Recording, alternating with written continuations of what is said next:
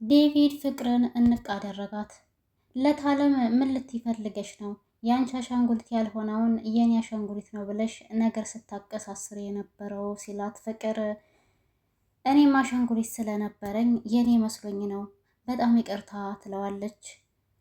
ሁሉንም ነገር ያበለሻሸሽ ያለሽው አንቺ እንደሆንሽ በደንብ ጠንቅቄ አውቃለሁኝ። አርፈሽ ብትቀመጪ ይሻልሻል በሚላትም ጊዜ ፍቅር ዴቭ እኔ እኮ ላንተ ብዬ ነው ይህን ሁሉ ነገር እያደረግኩ ያለሁ ትለዋለች። አሼ ጎዳና ላይ ወርቆ የተገኘበት ምክንያት ታወቀ። እኔ ከስራ ስለተባረርኩኝ ከስራ ተባረሬማ ድጋሚ የሮማንን ፊት ማየት አልችልም ብዬ ነው እዚህ መጥቼ የወደቅኩት ይላል። ዳይመንዲ አንተ ግን ጤነኛ አይደለህም እንዴ? ለምንድን ነው የምታሰድበን? አሁን ከስራ ተባረርኩ ብሎ ሰው መጥቶ ጎዳና ላይ ይተኛል? በል አሁን ተነስ እንሂድ። ያለኸው ደግሞ ከተማ ላይ ነው። ለምንድን ነው ነቃ የማትለው? ሁል ጊዜ እንደዚህ ትሆናለህ እንዴ? እያለ በሚለውም ጊዜ እንግዲህ ሮማን ከዚህ በኋላ እንደዚህ አይነት አስተሳሰብ ይቀርብህ ይሻላል። አሁን ስለመሸ ቶሎ ብለን ወደ ቤት መሄድ አለብን ትልና ተነስታ ይዛቸው ትሄዳለች ማለት ነው። አሹን እንግዲህ በሰላም አግኝተውታል። ዴቭ እንግዲህ አንቺ ሆን ብለሽ አደይን ለማስጠላት እየሞከርሽ ነው ያለሽው። እኔ ግን መቼም ቢሆን አደይን አልጠላትም፣ አርቃትም፣ ሁል ጊዜም ከእሷ ጋር ነው የምሆነው ብሎ ሲላት፣ ፍቅር የአደይ ሰይጣንነት ስላልታወቀ እኔ ደግሞ በተቃራኒው እሷን እየተከላከልኩልህ እኮ ነው። አይኔ እያየማ በእሷ መጫወቻ ስትሆን ዝም ብዬ መመልከት አልችልም። ለዛ ነው እያለች ለዴቪድ ስታወራው፣ ዴቪድ አደይን እኔ ጠንቅቄ የማውቃት ሰው ነኝ። እሷ አንቺ እንደምታወሪው ክፉ ልጅ አይደለችም። ስለዚህ ተከባብረን ብንኖር ይሻላል ይላታል ፍቅርን ማለት ነው። እናም ዴቭ እንግዲህ ፍቅርን ደጋግሜ ነግሬሽ ነበረ፣ ከህይወቴ ውጭልኝ፣ እኔ አልፈልግሽም ብዬሻለሁ። አንቺ ግን በተደጋጋሚ ብነግርሽም ራሱ ከህይወቴ ልትወጭልኝ አልቻልሽም በሚላትም ጊዜ እንግዲህ ፍቅር ከሱ ህይወት መውጣት እንደማትችል ያለሱ መኖር እንደማትችል እየነገረችው ነው። ዴቭ ግን በጭራሽ እኔ ላንቺ የመሆን ሰው አይደለሁም፣ አደይ የኔ ናት ይላታል። እናም ፍቅር አደይ ቤት ውስጥ ስለሌለች ከዚህ በኋላ ከዳይመንድ ጋር ጥሩ ህይወት ይኖረኛል ብላ አስባ ስለነበረ ይህንን ሀሳቧን ደግሞ ለሱ ስትነግረው፣ ዴቭ ግን በጭራሽን ያልፈልግሽም እያለ ይጮህባታል። ሲጮህባት ግን ፍቅር በጣም እየፈራችና እየተንቀጠቀጠችም ነበረ። እንዴ ለምንድን ነው እሺ የምትጮህብኝ? እኔ እኮ ላንተ ያለኝ ፍቅር ነው ይህንን ሁሉ ነገር የሚያስደርገኝ እንጂ ሌላ ነገር አይደለም። አሁን በቃ ለሁሉም ነገር ቀስ ብለን ብናወራበት አይሻልም? እያለች ዴቪድን ትለማመጠው ይዛለች። ፍቅር አደይ ሄዳለች። ግን አደይ ብትሄድም ዴቭ ደግሞ ከአደይ አልተነጠለም። ውጭ ላይ ቤት ተከራይቶ እንደሚያኖራት ተነጋግረው ነበር። ከሱ ቤት የወጣችው ከነሱ ቤት እንግዲህ የወጣችበትን ምክንያት ያው በፍቅር ምክንያት ነው።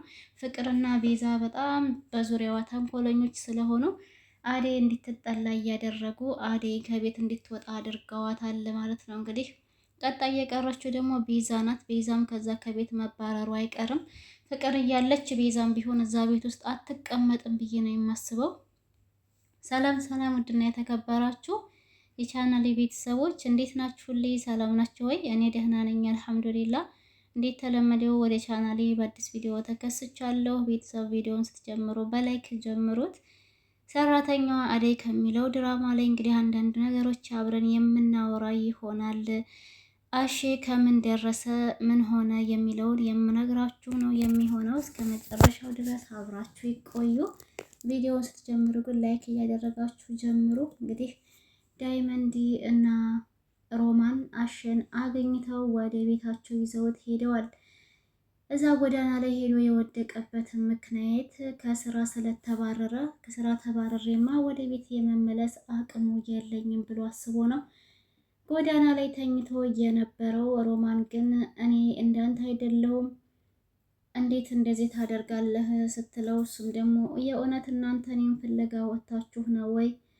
እናንተ ካላችሁልኝማ ምንም አልሆንም፣ ምንም አይቸግረኝም፣ ከስራ ስለተባረርኩኝ እኮ ነው እዚህ መጥቼ የተኛሁትኝ ብሎ ነው የነገራቸው። ከዚህ በኋላ ግን ምንም አይነት ነገር ማድረግ እንደሌለበት ማለትም መጥፎ ነገር ማሰብ እንደሌለበት ሮማንና አሼ እየተቆጡት ነው።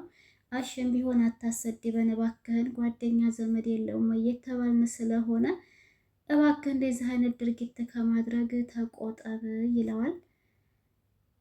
እና አሸምሽ ብሏል። የዳይመንድን ንግግር ተቀብሎታል ማለት ነው።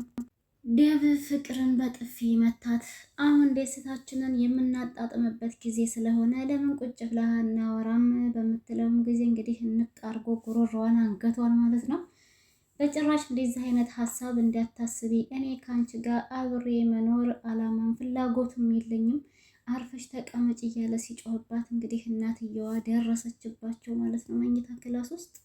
እናትየዋም ስትመጣ በጣም ስለደነገጡ ሁሉም ምን ሆነህ ነው? ምን እየሰራህ ነው እዚህ የሚል ጥያቄ ስትጠይቀው ፍቅርን የማዋራት ነገር ስለነበረኝ ለዛ ነው እዚህ የመጣሁት ክላሷ ይላታል።